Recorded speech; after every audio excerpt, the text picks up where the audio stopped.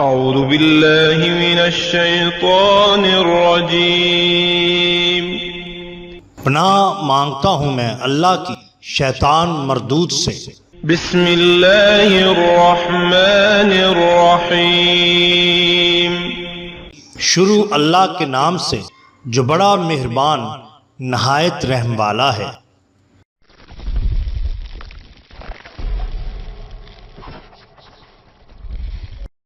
The bottom line کے ناظرین کرام السلام علیکم۔ ناظرین، ہم اپنی آج کی ویڈیو میں ایک اہم پیغام آپ تک پہنچانا چاہتے ہیں، اور وہ یہ ہے کہ ہم کو چاند رات کیسے منانی چاہیے۔ ناظرین، رمضان المبارک کا مہینہ عبادت اور استغفار اور اللہ تعالیٰ سے اپنے گناہوں کی معافی مانگنے کا مہینہ ہے۔ اس مہینے کے آخری عشرے میں بالعموم اور چاند رات کو بالخصوص بازاروں میں چھوٹی بستیوں اور قصبوں سے لے کر بڑے بڑے شہروں کے بڑے بڑے مالز تک بہت ہی زیادہ رش اور بہت زیادہ خریداری دیکھنے میں آئی ہے۔ خاص طور پہ ہم عید کا چاند دیکھتے ہی شہر اور اس کی مارکیٹوں کا رخ کرتے ہیں، عید کی ساری رات خریداری کرتے ہیں، اور یہ جتنا لہو لہب ہم اس رات میں کرتے ہیں شاید ہی کسی اور رات میں کرتے ہوں۔ ہم نہیں جانتے کہ اس رات کی فضیلت کیا ہے، ہم بے خبر ہیں کہ اس رات کی فضیلت اللہ اور اللہ کے رسول صلی اللہ علیہ وسلم نے کیا بیان کی ہے۔ آئیے دیکھتے ہیں کہ چاند رات ہمارے آقا کریم سرور کونین محمد الرسول اللہ صلی اللہ علیہ وسلم اور ان کے صحابہ کرام رضوان اللہ کیسے گزارتے تھے۔ محترم ناظرین کرام، آپ نے رسالت مآب صلی اللہ علیہ وسلم سے رمضان المبارک کی پہلی رات کی فضیلت تو ضرور سنی ہوگی۔ آئیے ہم آج آپ کو بتاتے ہیں کہ رسالت مآب صلی اللہ علیہ وسلم نے اس آخری رات کی عظمت اور اس کی عزت کیسے بیان فرمائی ہے۔ حضرت عبداللہ بن عباس رضی اللہ تعالیٰ عنہ سے مروی ہے کہ رسول کریم صلی اللہ علیہ وسلم نے فرمایا، رمضان کی ہر رات افطار کے وقت لاکھوں افراد کو دوزخ سے آزاد کیا جاتا ہے۔ جب جمعہ کا دن آتا ہے اس کی ہر گھڑی میں اس قدر افراد کو آزاد کیا جاتا ہے۔ لطائف المعارف کے صفحہ نمبر 380 پہ لکھا ہے کہ جب رمضان کی آخری رات آتی ہے تو اللہ تعالیٰ اس دن میں اتنی مقدار لوگوں کو دوزخ سے آزاد فرماتا ہے جس قدر تمام مہینہ میں اس نے آزاد فرمائے۔ حضرت ابو ہریرہ رضی اللہ تعالیٰ عنہ سے روایت ہے کہ رسالت مآب صلی اللہ علیہ وسلم نے فرمایا، رمضان کے حوالے سے میری امت کو 5 ایسی چیزیں عطا ہوئی ہیں جو کسی بھی امت کو حاصل نہیں ہوئی۔ روزہ دار کے منہ کی بو اللہ تعالیٰ کو کستوری سے بھی زیادہ پسند ہے۔ نمبر 2، افطار تک روزہ دار کے لیے ملائکہ بخشش مانگا کرتے ہیں۔ نمبر 3، ہر دن اس کے لیے یہ کہتے ہوئے جنت سجائی جاتی ہے کہ ان قریب میرے بندے اس میں آئیں گے۔ نمبر 4، شیاطین کو رمضان میں جکڑ دیا جاتا ہے۔ اور نمبر 5، امت کو اس کی آخری رات میں معاف کر دیا جاتا ہے۔ عرض کیا گیا، یا رسول اللہ صلی اللہ علیہ وسلم، کیا یہ لیلۃ القدر ہے؟ آپ صلی اللہ علیہ وسلم نے فرمایا، نہیں، مزدور جب اپنا عمل مکمل کر لیتا ہے تو اسے پورا اجر دیا جاتا ہے۔ مسند احمد جلد نمبر 2 حدیث نمبر 252۔ بعض اوقات آخری رات رمضان المبارک کی 29ویں ہوتی ہے۔ اس کے بارے میں آپ صلی اللہ علیہ وسلم نے فرمایا، اللہ تعالیٰ اس میں اتنی مقدار دوزخی آزاد فرماتا ہے جتنی مقدار تمام مہینہ میں فرماتا ہے۔ آپ صلی اللہ علیہ وسلم نے اول عشرہ کو رحمت، درمیانے کو مغفرت اور آخری کو دوزخ سے آزادی بھی قرار دیا۔ اسلاف میں منقول ہے کہ وہ رمضان المبارک کے حصول کے لیے 6 ماہ دعا کرتے اور اس کے گزرنے پر 6 ماہ قبولیت کی دعا کرتے تھے۔ یہ صحابہ کرام رضوان اللہ علیہم کا معمول تھا۔ حضرت علی کرم اللہ وجہ الکریم کے بارے میں منقول ہے کہ جب رمضان المبارک کی آخری رات آئی تو اعلان کرواتے، جس کی عبادت ہوگی ہم انہیں مبارکباد دیتے ہیں، جو محروم رہا جس کی عبادت قبول ہو گئی ہم انہیں مبارکباد دیتے ہیں، اور جو محروم رہا اس سے تعزیت کرتے ہیں۔ حضرت عبداللہ بن مسعود رضی اللہ تعالیٰ عنہ سے ان کلمات کے علاوہ یہ الفاظ بھی منقول ہیں، عبادت قبول ہونے کے لیے مبارک ہو اور رد ہو جانے والے اللہ تعالیٰ تیرے پریشانی کا ازالہ کرے۔ لطائف المعارف حدیث نمبر 377۔ حضرت کعب رضی اللہ تعالیٰ عنہ فرمایا کرتے تھے، جس نے اس عزم اور ارادہ سے رمضان کے روزے رکھے کہ وہ رمضان کے بعد اللہ تعالیٰ کی نافرمانی نہیں کرے گا، وہ بغیر حساب کتاب کے جنت میں داخل ہوگا۔ لیکن جس نے اس عزم سے روزے رکھے کہ رمضان کے بعد اپنے رب کی نافرمانی کروں گا اور اس کے روزے اس کے منہ پر مار دیے جائیں گے، لطائف المعارف 385۔ حضرت عمر بن عبدالعزیز رضی اللہ تعالیٰ عنہ اختتام رمضان پر تمام شہروں میں ایک مراسلہ روانہ فرماتے جس میں لوگوں کو استغفار اور صدقہ فطر کی تاکید کی جاتی، کیونکہ صدقہ فطر روزہ دار سے سرزد ہونے والی کوتاہیوں کا ازالہ کرتا ہے اور استغفار روزہ میں واقع ہونے والی کمیوں کے ازالہ کا سبب ہے، اور ساتھ یہ تلقین کرتے کہ لوگوں تم بھی اپنے جد امجد حضرت آدم علیہ السلام کی طرح اپنے رب کے حضور ان کلمات سے معافی مانگو: اے ہمارے رب، ہم نے اپنی ذاتوں پر ظلم کیا، اور اب اگر آپ معاف اور رحم نہیں فرمائیں گے تو ہم یقیناً گھاٹے والے ہوں گے۔ سورہ اعراف آیت نمبر 23۔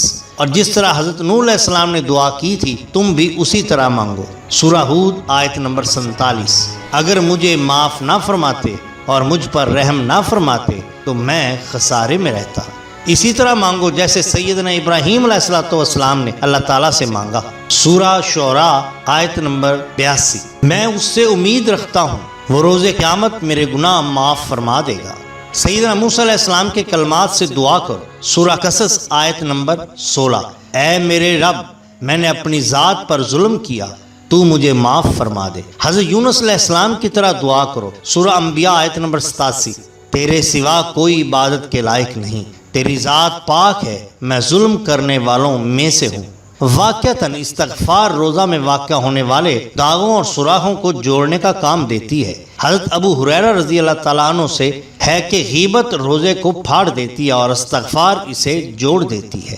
تم میں سے جو چاہتا ہے وہ پیوند شدہ روزہ کے ساتھ آئے، وہ استغفار کثرت سے کرے۔ محترم ناظرین اکرام، ذرا دیکھیے کیسے تھے وہ لوگ۔ رمضان المبارک ہی نہیں، اسلاف ہر عمل کی قبولیت کے لیے نہایت خوفزدہ اور پریشان ہوتے۔ یہی وجہ ہے کہ رمضان المبارک کی قبولیت کے لیے 6 ماہ دعا کرتے رہتے۔ اللہ تعالیٰ نے قرآن مجید میں اپنے بندوں کی ایک صفت یہ بھی بیان کی ہے۔ سورہ مومنین آیت نمبر 58۔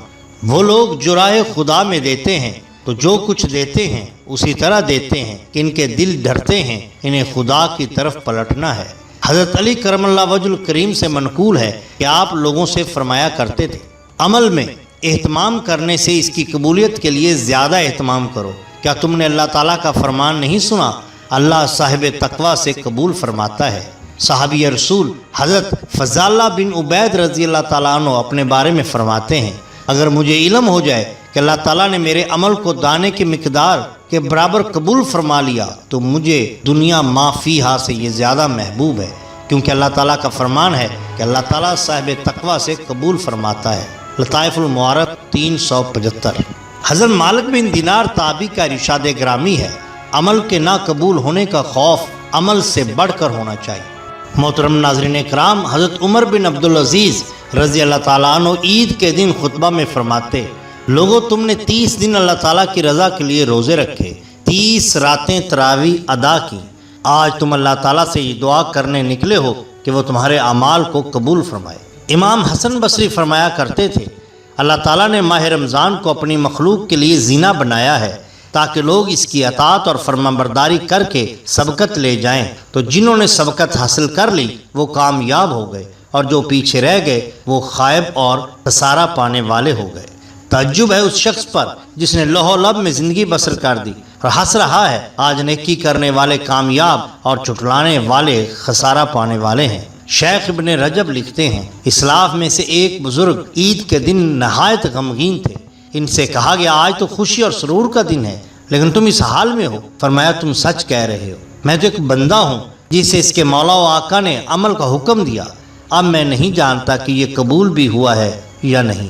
آپ صلی اللہ علیہ وآلہ وسلم نے اس دنیا میں جو 9 رمضان پائے ان میں سے زیادہ مرتبہ رمضان 29 دنوں کا ہوا، کم ہی رمضان 30 کے ہوئے۔ حضرت عبداللہ بن مسعود رضی اللہ تعالیٰ عنہ سے روایت ہے کہ ہم نے رسالت مآب صلی اللہ علیہ وآلہ وسلم کے ساتھ 30 کی نسبت 29 روزے اکثر دفعہ رکھے۔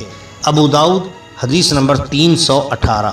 قابل صد احترام ناظرین، جس طرح رمضان المبارک کے آخری اشرا میں آپ صلی اللہ علیہ وآلہ وسلم قیام فرماتے، اسی طرح عید رات کو بھی قیام فرماتے اور اپنی امت کو بھی اس کی تلقین فرمائی۔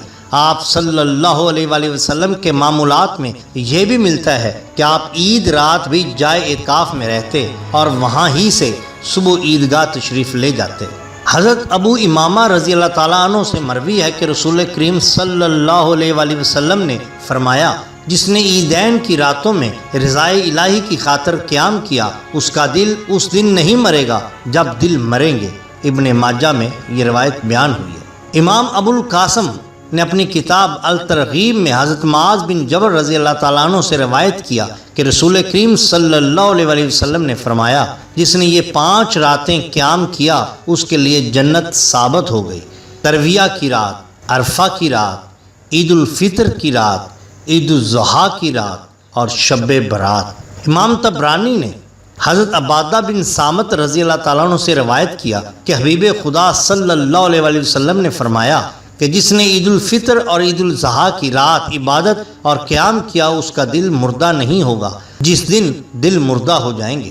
ابن عساکر نے حضرت انس رضی اللہ تعالیٰ عنہ سے مروی ہے کہ رسول کریم صلی اللہ علیہ وآلہ وسلم نے فرمایا، اللہ تعالیٰ عیدین کے موقع پر زمین پر خصوصی توجہ فرماتا ہے، اپنے گھروں سے نماز کے لیے نکلو تاکہ تمہیں رحمت حاصل ہو۔ حضرت عمر بن عبدالعزیز رضی اللہ تعالیٰ عنہ نے اپنے بصرہ کے گورنر کو لکھا، سال میں 4 راتیں ایسی ہیں جن میں اللہ تعالیٰ خوب رحمت اور کرم برساتا ہے، اور وہ راتیں ہیں رجب کی پہلی رات، نصف شعبان کی رات، عید الفطر کی رات اور عید الاضحیٰ کی رات۔ حضرت امام شافعی کا ارشاد گرامی ہے کہ ہمیں اسلاف سے یہ بات پہنچی کہ 5 راتوں میں دعائیں قبول ہوتی ہیں، جمعہ کی رات، عید الفطر کی رات، عید الاضحیٰ کی رات، پہلی رجب کی رات اور نصف شعبان کی رات۔ غایۃ الاحسان صفحہ نمبر 61۔ محترم ناظرین کرام، اللہ تعالیٰ ہمیں حکم فرماتا ہے کہ جب رمضان کے روزے مکمل کر لو تو اللہ تعالیٰ کے اس انعام پر بڑائی بیان کرو۔ سورہ بقرہ میں ارشاد ہوتا ہے، مدت کو مکمل کرو اور اس انعام و ہدایت پر اللہ تعالیٰ کی بڑائی بیان کرو۔ ڈاکٹر سید بن حسین المغانی بزرگوں کا معمول بیان کرتے ہیں، حضرت ابن مصیب، حضرت عروہ، حضرت ابو سلمہ اور حضرت ابو بکر عید رات کو مسجد میں بلند آواز سے تکبیریں پڑھا کرتے تھے۔ تو ناظرین ذرا اندازہ لگائیے کہ ہم عید کا چاند دیکھتے ہی کیا کرتے ہیں۔ کیا ہم ایسا نہیں کرتے کہ عید کا چاند نظر آتے ہی شہروں اور مارکیٹوں کا رخ کرتے ہیں، عید کی ساری رات خریداری کرتے ہیں اور دیگر لہو لب میں گزار دیتے ہیں، اور ہر وہ گناہ کرتے ہیں کہ جو عام راتوں میں ہم نہیں کرتے۔ اس رات کی فضیلت سے ہم بے خبر ہیں، حالانکہ اوپر گزرا عید رات ان مقدس راتوں میں سے ہے جس میں اللہ تعالیٰ اپنے بندوں کو نوازتا ہے۔ یہ مغفرت بخشش کی رات ہے، اس میں غفلت کے بجائے اپنے رب کے حضور میں حاضری دینی چاہیے اور اپنے رب کی بڑائی بیان کرتے رہنا چاہیے۔ ناظرین اکرام، یہ عید آپ کے لیے انعام خداوندی کا دن ہے۔ آپ صلی اللہ علیہ وآلہ وسلم نے عید الفطر کے دن کو انعام الہی کا دن قرار دیا ہے۔ امام طبرانی نے المعجم الکبیر میں اور شیخ حسن بن سفیان نے اپنی مسند میں حضرت سعید بن اوس انصاری سے نقل کیا کہ میرے والد گرامی نے بیان کیا کہ رسول کریم صلی اللہ علیہ وآلہ وسلم نے فرمایا، جب عید الفطر کا دن آتا ہے تو ملائکہ مختلف راستوں پر کھڑے ہو کر آواز دیتے ہیں، اے مسلمانوں، اپنے رب کریم کے در پر آؤ، وہ تم پر بھلائی اور اجر عظیم اور احسان فرمائے گا۔ ناظرین، اپنے آپ کو درست کیجئے۔ محترم ناظرین، اگر آپ کو ہماری یہ ویڈیو پسند آئی ہو تو لائک کیجئے اور سبسکرائب کیجئے ہمارے چینل دا باٹم لائن کو، تاکہ ہم آپ کے لیے اور بھی بہترین ویڈیوز لا سکیں۔ اپنے دوستوں کا، گرد و نواح کے لوگوں کا بہت خیال رکھیے۔ اللہ اور اللہ کے رسول صلی اللہ علیہ وآلہ وسلم سے بہت محبت کیجئے۔ آپ کا بہت شکریہ۔ اللہ حافظ۔